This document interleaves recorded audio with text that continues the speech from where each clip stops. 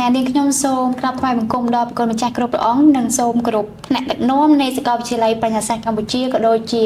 សួស្តីទៅកាន់ពុកម៉ែបងប្អូនប្រិយមិត្តដែលកំពុងតែតាមដានទស្សនានៅ PUC Podcast ផងដែរPUC Podcast គឺជា podcast មួយក្នុងគោលបំណងចែករំលែកនៅបទពិសោធន៍តាក់ទងជាមួយនឹងការសិក្សារៀនសូត្រនៅសាកលវិទ្យាល័យក៏ដូចជា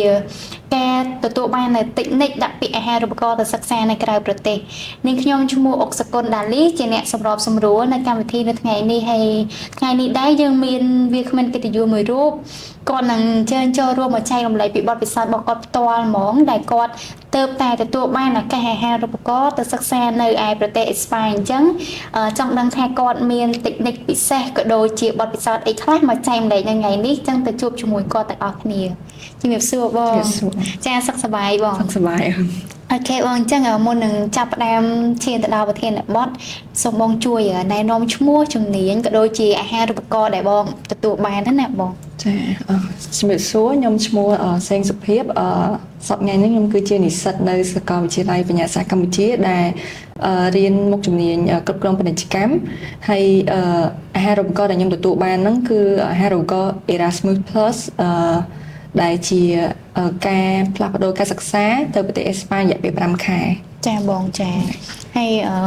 ពេលទទួលបានដំណឹងអាហារូបករណ៍ហ្នឹងរំភើបខ្លាំងហីបងរំភើបដែរតាអូខេបងអញ្ចឹងខ្ញុំគិតថា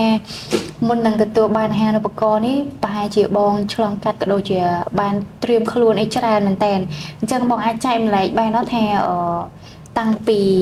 ដើមនៃការដាក់ពាក្យអាហារូបករណ៍រហូតដល់ទទួលបានជោគជ័យណាតើបងបានត្រៀមខ្លួនអីគេខ្លះដែរបងអញ្ចឹងបើនិយាយពីអាហារូបករណ៍ហ្មងវាមានសម្រាប់ខ្ញុំហ្មងវាមាន3ដំណាក់កាលទៅមុនពេលអាហារូបករណ៍មកដល់អញ្ចឹងមានន័យថាយើងresearch មើលកម្មវិធីរបស់សាលាយើងគាត់ដាក់សារផុសនៅលើ page អញ្ចឹងយើងអាចមើលឯកសារចាស់ៗដែលគាត់ធ្លាប់ផុសមកថាគាត់រើសទៅប្រទេសណាឬមួយក៏កម្មវិធីសិក្សាបែបម៉េចអញ្ចឹងយើងចាប់អារម្មណ៍ឬមួយក៏យើងគិតថាតើមួយណាដែលវាស័ក្តិសមជាមួយយើងជាងអញ្ចឹងយើងមើល requirement គេត្រូវការអីខ្លះដូចជាឯកសារមានដូចជា CV self introductory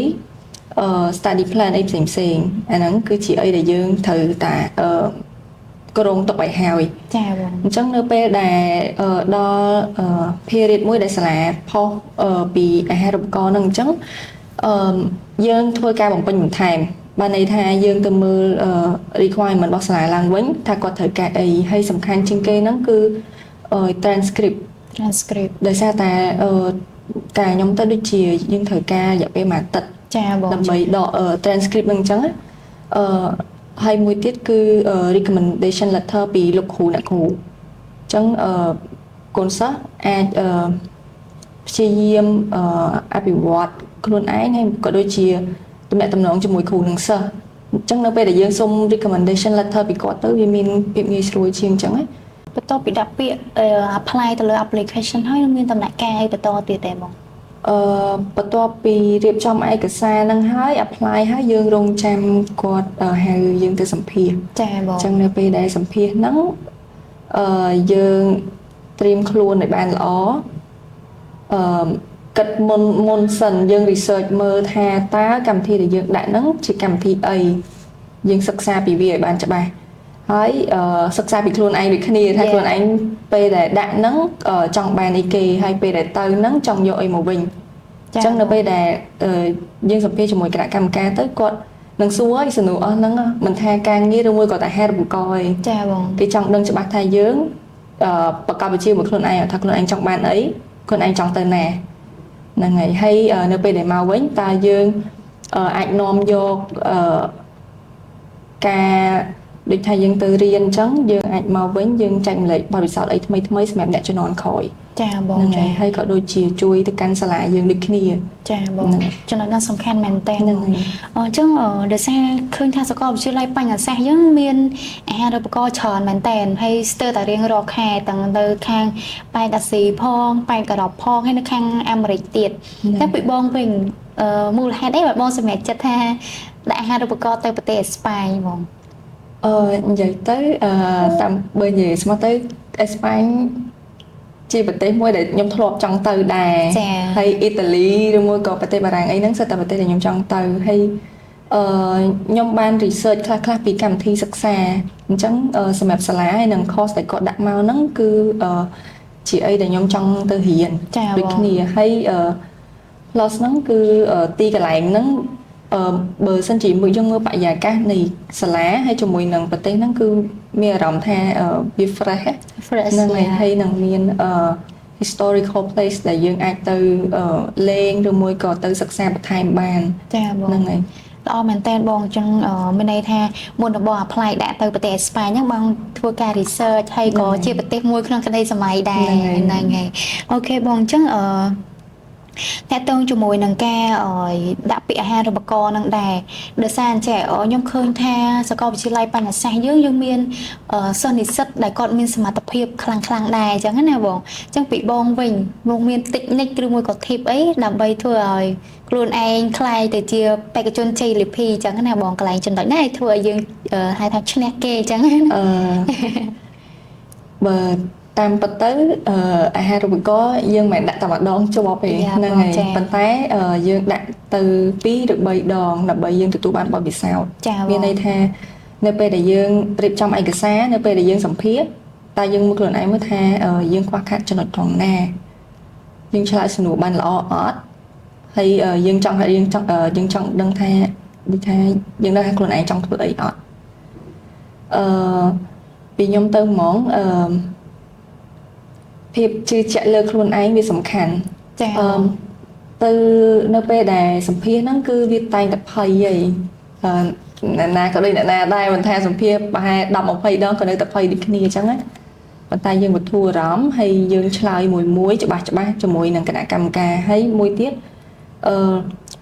សម្រាប់ភាគរយខ្ពស់នៃការជាប់ក៏ទៅលើអីដែលយើងធ្វើដូចគ្នាដូចជាការងារសង្គមការងារសាលាដែលយើងអាសាចូលរួមចាបងយើងជួយសង្គមឲ្យបានច្រើនទៅវាមិនខាតអីទេដោយសារតែវាអភិវឌ្ឍទាំងជំនាញរឹងហើយជំនាញទន់របស់យើងស្គាល់មនុស្សបានច្រើនការប្រស័យតាក់ទងរបស់យើងក៏បានល្អដែរចាបងអញ្ចឹងអាចចំណុចទូចអស់ហ្នឹងឯងដែលធ្វើឲ្យយើងពេលដែលទៅសម្ភាសហ្នឹងយើងមានភាពរលូនមានន័យថាយើងដឹងថាយើងធ្វើអីណាចាបងហ្នឹងហើយបើតាមខ្ញុំចាំដោយសារខ្ញុំធ្លាប់ផ្លាស់ប្ដូរការសិក្សានៅអេស្ប៉ាញដែរអញ្ចឹងតែខ្ញុំចាំក៏គណៈកម្មការគាត់បានលើកឡើងពីចំណុចដែលបងលើកមិញដែរតាក់ទងមួយការចូលរួមសកម្មភាពសង្គមអីចឹងណាបងចាអញ្ចឹងបើសិនជាចំណុចហ្នឹងសិតតែជាចំណុចសំខាន់បងអាច share បានដល់ថាមិត្តនិស្សិតយើងគាត់អាចចូលរួមសកម្មភាពទាំងអស់ហ្នឹងតាមរយៈអីដែរបងសម្រាប់ការងារសង្គមមិនថាក្រៅសាលាក្នុងសាលាសិតតែមានអញ្ចឹងការ research ហ្នឹងសំខាន់ប៉ុន្តែខ្ញុំ encourage ហ្មងគឺយើងធ្វើជាមួយសាលាឲ្យបានច្រើនសាលាយើងមានកម្មវិធីល្អរាល់ឆ្នាំគឺតែងតែមាន activity អីផ្សេងការ volunteer ឬមួយក៏ការធ្វើការស្ម័គ្រចិត្តអីផ្សេងមានច្រើនអញ្ចឹងមានតែយើងឯងយើងមានឆន្ទៈក្នុងការធ្វើចាបងហ្នឹងហើយដូចខ្ញុំប្រាប់អញ្ចឹងថាធ្វើទៅវាអត់ខាតទេយើងបានស្គាល់មនុស្សថ្មីយើងមានការប្រស័យតាក់ទងជាមួយមនុស្សផ្សេងល្អជាផ្នែកមួយដែលធ្វើឲ្យខ្ញុំអភិវឌ្ឍខ្លួនឯងដល់សប្តាហ៍ថ្ងៃដែរចាហ្នឹងហើយដោយសារតែខ្ញុំចូលចិត្តធ្វើការងារសង្គមច្រើនបែប volunteer អីហ្នឹងគឺ enjoy ខ្លាំងហ្នឹងហើយចាយើងហៅថា enjoy ផងយើងបានហ្នឹងហើយបទពិសោធន៍ខ្លួនឯងផងចាអញ្ចឹងដូចជាសាកលវិទ្យាល័យបញ្ញសាស្ត្រកម្ពុជាយើងមានក្លឹបជាច្រើនដូចជា PYCD KYGM ក៏ដូចជា PAS ផ្សេងដែលក្លឹបទាំងអស់ហ្នឹងមិត្តនិស្សិតគាត់អាចចូលរួមក៏ដូចជាអាចរៀនពី activity ផ្សេងអញ្ចឹងណាបងហ្នឹងហើយហើយមួយវិញទៀតតាមពិតទៅក្លឹបសិក្សារបស់បញ្ញាសាស្ត្រដំបងដែលខ្ញុំចូលរួមហ្នឹង Toastmaster ហ្នឹងហើយចាខ្ញុំរៀន public speaking ពីហ្នឹងមកតាំងពីមុនខ្ញុំចូលសកលមកអីហ៎ចាហ្នឹងហើយនិយាយទៅសាលាយើងមានកម្មវិធីល្អច្រើនមែនតើតែកូនសិស្សគាត់អាចចូលរួមមានន័យថាសាលាមាន plan ឲ្យស្រាប់អីចាំតែយើងឯងយើង take action យើងចង់វាខ្លួនឯងអញ្ចឹងយើងចូលរួមចាបងនិយាយទៅ អាចនិយាយបានថាមានមកជាកញ្ចប់ហ្មងលោកតែបណ្ឌិតក៏ដូចជាថ្នាក់ដឹកនាំលោកបានត្រួសត្រាយផ្លូវរៀបចំផ្លូវឲ្យកូនចៅក៏ដូចជាមិត្តនិស្សិតហើយស្រេចតែចាំតែយើងមានក្តីសម័យយើងមានឆន្ទៈហើយ take action ដើម្បីទទួលបានលទ្ធផលដូចបងអញ្ចឹងចាបងមួយវិញទៀតបងអានេះខ្ញុំសូមឲ្យបងផ្ញើជា message មួយទៅកាន់មិត្តនិស្សិតក៏ដូចជាលោកអ្នកអាណាព្យាបាលដែលគាត់កំពុងតែ consider ថាអូខេគាត់ស្លានឬមួយក៏សាកលវិទ្យាល័យណាដែលស័ក្តិសមសម្រាប់កូនគាត់ដើម្បីទទួលបានឱកាសដូចបងអញ្ចឹងដែរក្នុងនាមបងជានិស្សិតកំពុងតែសិក្សានៅសាកលវិទ្យាល័យបញ្ញាសាស្ត្រផ្ទាល់ហើយកំពុងតែទទួលបានឱកាសពិសេសទៅសិក្សានៅក្រៅប្រទេសទៀតអញ្ចឹងណាបងអញ្ចឹងពីខ្ញុំទៅហ្មងសាលាបញ្ញាសាស្ត្រជាសាលាមួយដែលមានជំនាញច្រើនអញ្ចឹងឥឡូវហ្នឹងក៏កំពុងតែអភិវឌ្ឍជាបន្តបន្ទាប់ហើយកម្មវិធីសិក្សាក៏ល្អច្រើនដែរមួយវិញទៀតមានដូចយើងបាននិយាយគ្នាមុនហ្នឹងអញ្ចឹងវាមានក្លឹបសិក្សាជាច្រើនដែលកូនសិស្សអាចចូលរួមបានហើយអភិវឌ្ឍអីដែលពិសេសសម្រាប់បញ្ញាសាស្ត្រហ្នឹងគ្រប់មុខវិជ្ជាគឺយើងរៀនជាភាសាអង់គ្លេសចា៎បងដែលជាភាសាអន្តរជាតិណាអញ្ចឹងការប្រើប្រាស់ភាសាអង់គ្លេសគឺវាសំខាន់ណាមានន័យថាយើងទៅដល់ណាក៏គេត្រូវការអង់គ្លេសដែរអញ្ចឹង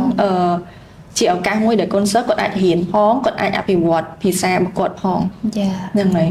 ហើយតម្លៃសិក្សានៅសាលាយើងក៏សមរម្យដែលពួកគាត់អាចចូលរួមសិក្សាទាំងអស់គ្នាហ្នឹងហើយចាបងចុះមួយវិញទៀតបើសិនជាបណ្ឌិតក៏ដូចជាអ្នកណាព្យាបាលគាត់គិតថាអូសាលាបញ្ញាសាស្ត្រឲ្យតែលើបញ្ញាសាស្ត្រដឹងតែល្បីខាងភាសាអង់គ្លេសហ្មងចុះបើសិនជាកូនគាត់កំពុងតែហៅថាមានកម្រិតនៃភាសាអង់គ្លេសគាត់គិតថាអូខ្លាចមករៀនអត់ទាន់ចុះបងគិតថាកន្លែងហ្នឹងគឺជា challenge ឬមួយក៏យ៉ាងណាដែរបងកន្លែងហ្នឹងមួយខ្ញុំអត់គិតថាវាជា big challenge ខ្លាំងទេដោយសារតែយើងមករៀនយើងអត់បែងចែកថាអ្នកណាចេះអង់គ្លេសតិចឬមួយក៏ច្រើនទេចាបងអញ្ចឹងយើងរៀនជាក្រុមហើយមួយវិញទៀតបើសិនជាភាសាយើងមានកម្រិតសាលាយើងក៏មាន PUC IFL ដែរចាបងហ្នឹងហើយដែលកូនសិស្សគាត់អាចចុះឈ្មោះចូលរៀនបន្ថែមចាប្រឹងសមត្ថភាពខ្លួនឯងបន្ថែមហើយខ្ញុំជឿថាការរៀនភាសាអង់គ្លេសហ្នឹងវា require practice ឲ្យបានច្រើនហ្នឹងហើយអញ្ចឹងនៅពេលដែលយើងនិយាយដំបូងវាតែងតែមានខុសហើយប៉ុន្តែនៅពេលដែលយូរទៅយើងរៀនពីសាលាផងយើង practice ខ្លួនឯងផងអញ្ចឹងអង់គ្លេសរបស់យើងនឹងអភិវឌ្ឍទៅដោយខ្លួនឯងចា៎ហើយបូករួមទាំងសាលាយើងមានអាហារូបករណ៍អីផ្សេងច្រើនទៀតអញ្ចឹងកូនសិស្សមានមកកញ្ចប់ហ្មងចូលបញ្ញាសាស្ត្រចាអញ្ចឹងសម្រាប់លោកអ្នកអាណាព្យាបាលក៏ដូចជាបងប្អូនបណ្ឌនិស្សិតដែលកំពុងតែព្រួយបារម្ភតាក់ទងមួយរឿងភាសាហ្នឹងហ្នឹងណាកុំបារម្ភអីដោយសារតែសាកលវិទ្យាល័យបញ្ញាសាស្ត្រយើងក៏យើងមានហៅថាកម្មវិធី support ទៅលើថ្នាក់បញ្ញាបត្រផងដែរដែលយើងហៅថា AESP បងចាអញ្ចឹងសម្រាប់វគ្គសិក្សាថ្មីរបស់យើងនេះគឺនឹងចូលនៅថ្ងៃទី22ខែមេសាឆ្នាំ2026ហ្នឹងឯងចាបងអញ្ចឹងសូមបន្តទៅសំណួរមួយទៀតដែលខ្ញុំគាត់ថាក្រៅពីការខិតខំប្រឹងប្រែងរបស់បងហៅថាទាំងការ prepare ទៅលើ application ការអភិវឌ្ឍទៅលើជំនាញអីផ្សេងតើសាកលវិទ្យាល័យបញ្ញាសាស្ត្រកម្ពុជាបានចូលរួមចំណែកអីគេផ្សេងទៀតនៅក្នុងការជំរុញឲ្យបងទទួលបាននៅឱកាសអាហារូបករណ៍មួយនឹងដែរចឹងសម្រាប់សំណេរល្អហើយក៏អរគុណទៅដល់បញ្ញាសាស្ត្រដូចគ្នាដែលគាត់តែងតែព្យាយាមដូចថាអភិវឌ្ឍឲ្យកាន់តែ modern សាលាយើងកាន់តែល្អហើយទំនាក់ទំនងជាមួយនឹងសាលាផ្សេងនៅសាកលវិទ្យាល័យដែលនៅប្រទេសផ្សេងទៀតក៏មានច្រើនដូចគ្នាដែលវាជាឱកាសល្អមែនទែនសម្រាប់និស្សិតដែលសិក្សានៅសាលាយើងណាបច្ចុប្បន្នយើងមានដៃគូហារូបករណ៍នោះដូចជា100ប្រទេសជាងហើយហ្នឹងហើយច្រើនមែនទែននិយាយទៅចាំតាសិស្សខំប្រឹងរៀនទេGPA ឲ្យបានល្អទំនាក់ទំនងជាមួយលោកគ្រូអ្នកគ្រូដើម្បីឲ្យយើងបានសុំ recommendation letter នៅថ្ងៃមុខនៅពេលដែលយើងចង់ដាក់អាហារូបករណ៍ហើយនៅពេលដែលរៀប application ហ្នឹងមានចម្ងល់យើងមានអ្នកសួរទៀតមានន័យថាយើងអត់ទៅទាំងវែងហ្នឹងហើយនិយាយទៅយើងមានអ្នក support ហ្នឹងហើយមានអ្នក support ច្រើនអញ្ចឹងអត់មានជាបញ្ហាអីធំទេហើយខ្ញុំរៀបចំបានលូនក៏ ដោយសារតែលោកគ្រូអ្នកគ្រូដូចគ្នាដែលបានគាត់បានជួយ ចាបង ហើយនឹងមិត្តភ័ក្តិហើយនឹងអ្នកដែលធ្លាប់ទៅហើយគេជួយអញ្ចឹងណាអញ្ចឹង application យើងក៏ទៅដោយរលូនហើយយើងចាំតែសម្ភារ ចា ហើយចាំលទ្ធផលតពីលទ្ធផលហ្នឹងហើយយើងរៀបចំឯកសារអីផ្សេងៗសម្រាប់ visa អញ្ចឹងទៅ ចាបងបើតាមបទពិសោធន៍ខ្ញុំហ្មងនិយាយទៅសិស្សច្បងនៅសាកលវិទ្យាល័យយើងគឺនិយាយទៅត្រៀមខ្លួនចាំតែជួយយើងហ្មងចាហើយនៅសាកលវិទ្យាល័យយើងក៏យើងមានកម្មវិធីមួយដែលហៅថាកម្មវិធីសិស្សច្បងជួយសិស្សប្អូនណាបងចាអញ្ចឹងសម្រាប់សិស្សប្អូនដែលគាត់មានចម្ងល់គឺគាត់ចង់និយាយថាគាត់នឹងទទួលបានការ support ពីគ្រប់ផ្នែកទាំងអស់នៃសាកលវិទ្យាល័យបញ្ញាសាស្ត្រកម្ពុជានេះទៅដូចបងនិយាយចឹងថាឲ្យតែយើងមានឆន្ទៈហើយ take action អ្នកជួយសម្រួលយើងមានច្រើនណាស់មានច្រើនមែនតើចាមួយវិញទៀតបងអញ្ចឹងសម្រាប់ខ្ញុំគិតថាក្រៅពីសាកលវិទ្យាល័យក្រៅពីកត្តាបងខ្លួនឯងខ្ញុំជឿជាក់ថាប្រកាសជាមានមនុស្សមួយចំនួនទៀតដែលនៅជុំវិញបងណាដែលគាត់ថាជាកត្តាជំរុញឲ្យបងទទួលបានភាពជោគជ័យក៏ដូចជាអ្នកគាំទ្របងផងដែរអញ្ចឹងបងមានពាក្យពេចន៍អីដើម្បីអរគុណក៏ដូចជាផ្ដាំផ្ញើទៅកាន់ពួកគាត់ទៅអរគុណប៉ាដែលគាត់ខំដូចថាឲ្យយើងរៀននៅសាលាល្អចាហើយនៅពេលដែលខ្ញុំមានក្តីសម័យឬមួយក៏ខ្ញុំចង់ធ្វើអីចឹងគាត់តែងតែ support ណាមួយវិញទៀតចង់អរគុណទៅដល់ពួកម៉ាក់ដូចគ្នាដែលគាត់បានជំរុញចានិយាយទៅឱកាសអាហារូបករណ៍ឬមួយក៏អីផ្សេងទៀតបើសិនជាពួកម៉ាក់យើងអត់ជំរុញយើងបន្ថែមក៏ពេលខ្លះយើងអត់សូវនេះដែរយើងអត់សូវដុតដៃដុតជើងធ្វើទេតែដោយសារតែគាត់ជួយបង្ហាញផ្លូវគាត់ជួយជំរុញយើងឲ្យដាក់ដោយសារតែវាជាឱកាសល្អចាបងហ្នឹងហើយចឹងអរគុណពួកគាត់ដូចគ្នាតែតែងតែ support ហើយឲ្យ feedback ល្អនិយាយទៅមិនថាល្អមិនថាអាក្រក់ឯងឲ្យមកទាំងអស់ហើយយើងស្ដាប់ទៅយើងយកមកគិតហ្នឹងហើយក៏អរគុណទៅដល់សាលាដូចគ្នាហើយនឹងបុគ្គលិករបស់សាលាទាំងអស់ដែលបានដូចខ្ញុំនិយាយដដែលអញ្ចឹងអាហារូបករណ៍ទាំងអស់ហ្នឹងមានដោយសារតែសាលាយើងខំប្រឹងប្រែងដើម្បីមាន relationship ជាមួយនឹងសាលាផ្សេងឲ្យបានជាឱកាសមួយសម្រាប់កូនសិស្សបានទៅផ្លាស់ប្ដូរការសិក្សាចាបងនិយាយទៅអញនិយាយថាសាលាគាត់ស្វែងរកឱកាសហើយនិស្សិតយើងដែលចង់បានឱកាសគឺមកបញ្ញាសាស្ត្រមកហើយជាយើង take action គឺគាត់នឹងទទួលបានឯងហ្នឹងហើយនិយាយទៅមួយឆ្នាំពីរឆ្នាំដំបូងហ្នឹងគឺយើងខំរៀនហ្មងចាខំហើយយើងរក្សា GPA យើងឲ្យបានល្អចាបងអញ្ចឹងឱកាសតែងតែមានទៅជប៉ុនទៅអេស្ប៉ាញទៅទូគីអាមេរិកច្រើនប្រទេសច្រើនមែនតើហ្នឹងហើយនិយាយទៅយើងត្រូវការខំរៀនហើយយើងតាមដាន page សាលាឲ្យបានច្រើនហើយមួយចូលរួមកិច្ចការងារសង្គមឲ្យបានច្រើនទៅចាបងនឹងជាឱកាសល្អសម្រាប់ពួកគាត់ចាបើស្ដាប់មើលទៅបងទទួលបានហៅថាការជំរុញទាំងនៅក្នុងសាលាហើយពីគ្រួសារទៀតអញ្ចឹងអាចនិយាយបានថាបញ្ញាសាស្ត្រក៏ដូចជាគ្រួសារទី2គ្រួសារទី2យ៉ាគ្រួសារទី2អញ្ចឹងមួយទៀតបងសម្រាប់បងវិញបងមានជាពាក្យពេចន៍អីលើកទឹកចិត្តក៏ដូចជាផ្ដាំផ្ញើទៅកាន់មិត្តនិស្សិតដែលគាត់ធ្លាប់ដាក់អាហារូបករណ៍ឲ្យដែរប៉ុន្តែគាត់អត់ទាន់ទទួលបានឱកាសដូចបងអញ្ចឹងណាបងពីខ្ញុំទៅហ្មងអត់មានអីច្រើនទេប៉ុន្តែខ្ញុំបានប្រាប់ចឹងថាអត់មានរឿងអីមួយដែលយើងធ្វើតែម្ដងហើយជោគជ័យហ្មងទេចាបងអញ្ចឹងយើងតែងតែឆ្លងកាត់ការបរាជ័យហីអញ្ចឹងបើសិនជាយើងសម្ភារធ្លាក់ម្ដងយើងមើលឡើងវិញយើងអភិវឌ្ឍកន្លែងណាបានបើសិនជាយើងខ្សោយនៅក្នុងការsometimes យើងពិបាក express នៅពេលដែលយើង interview អញ្ចឹងយើងទៅវិញយើងអាចសិក្សាឲ្យបានច្រើនទៅលើចំណុចហ្នឹងហើយព្យាយាម practice ហ្នឹងហើយ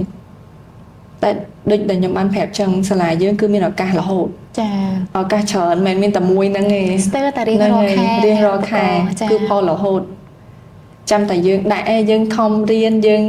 ខំរៀបចំយើងដាក់អាហារូបករណ៍ហ្នឹងទៅហើយធ្លាក់ម្ដងអត់ជាបញ្ហាទេយើងដាក់ទៀត ចាបង ដាក់តតែជាប់ហ្មង ជាបាត់ពិសោធន៍ខ្ញុំក៏ធ្លាប់ធ្លាក់ម្ដងដែរមុនជាប់ ហ្នឹងហើយនិយាយទៅបើសិនជាវិញនិយាយសួរស្ដាប់ទៅអត់មានធ្លាក់ក៏អត់មានជាប់ដែរ ហើយបង ហ្នឹងហើយតតែយើងស្គាល់រសជាតិធ្លាក់ហើយមិនយើងជាប់តាមក្រោយ យើងខំបន្ថែមទៀតហ្នឹងហើយអញ្ចឹងខ្ញុំសូមបន្ថែមតិចសម្រាប់បងប្អូនបណ្ឌិសិទ្ធ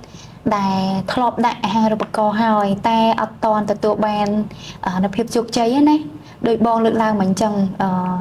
កុំ give up ហើយណាមួយសាកលវិទ្យាល័យបញ្ញាសាស្ត្រកម្ពុជាយើងមានកម្មវិធី support ជាច្រើនមែនតើអញ្ចឹងសម្រាប់បណ្ឌិសិទ្ធដែលអត់ដឹងថាគួរតែតាក់ទងខាងណាអ្នកទាំងអស់គ្នាអាចមកតាក់ទងមកខាងការិយាល័យមួយដែលមានឈ្មោះថាការិយាល័យកិច្ចការនិស្សិតគឺយើងនឹងជួយប្រឹក្សាក៏ដូចជាណែនាំបន្ថែមទាំងថាការសិក្សានៅក្នុងថ្នាក់ academic ក៏ដូចជាការតម្រង់ទិសមួយចំនួនក៏ដូចជាបទពិសោធន៍ពិសេសច្បងដើម្បីឲ្យគាត់ទទួលបាននៅភាពជោគជ័យទៅសិក្សានៅក្រៅប្រទេសអញ្ចឹងណាបងចាអញ្ចឹងតាមពិតទៅខ្ញុំមានរឿងត្រូវសួរបងច្រើនទៀត តែចង់បានការចែកម្លែកពីបងច្រើនប៉ុន្តែដោយសារពេលវេលាយើងមានកំណត់អញ្ចឹងខ្ញុំសង្ឃឹមថាការចែកម្លែកពីបទពិសោធន៍ផ្ទាល់របស់បងនៅថ្ងៃនេះគឺជាការបើកផ្លូវក៏ដូចជាការលើកទឹកចិត្តមួយចំនួនទៅកាន់បងប្អូនដែលកំពុងតែមានបំណងដាក់ពាក្យអាហារូបករណ៍ទៅសិក្សានៅក្រៅប្រទេសហើយនិងបងប្អូនដែលកំពុងតែពិចារណារកសាកលវិទ្យាល័យមួយដែលផ្ដល់ទាំងឱកាសហើយនឹងផ្ដល់ទាំងការគ្រប់គ្រងគ្រប់សពបែបយ៉ាងហ្មងនិយាយទៅ ចាអញ្ចឹងដោយសារតែកម្មវិធីរបស់យើងក៏បានឈានមកដល់ទីបញ្ចប់ប្រសិនបើនាងខ្ញុំជាអ្នកសម្របសម្រួលមានពាក្យពេចន៍តោះខុសដោយប្រការណាមួយដែលអចេតនានាងខ្ញុំសូមខន្តីអភ័យទោសពីសំណាក់បងប្អូនប្រិយមិត្តទស្សនិកជនទាំងអស់គ្នាអញ្ចឹងនាងខ្ញុំឈ្មោះអុកសុគន្ធដាលី ខ្ញុំឈ្មោះសេងសុភាព សូមអរគុណសូមគោរពលា